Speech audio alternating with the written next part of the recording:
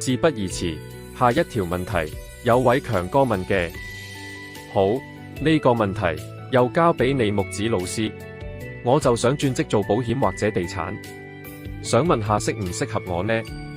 如果唔適合嘅話，咁有啲咩行業我可以考慮啊？代表阿強你嘅工位喺近工，有開門，表示你諗緊工作方面嘅嘢，有網蓋天奴，可能目前嘅你覺得有志難伸，所以想轉職啦。但有空亡，代表你對轉職呢件事覺得15/16。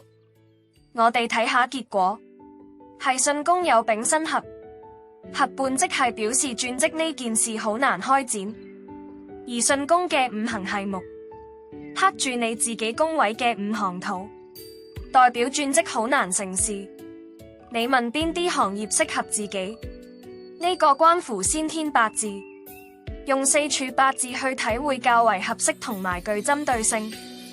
你有需要嘅話，建議你俾你個八字我哋，幫你去睇適合自己嘅行業。好，今日去到呢度先。唔該晒大家，有興趣嘅朋友揾我哋再傾傾啦。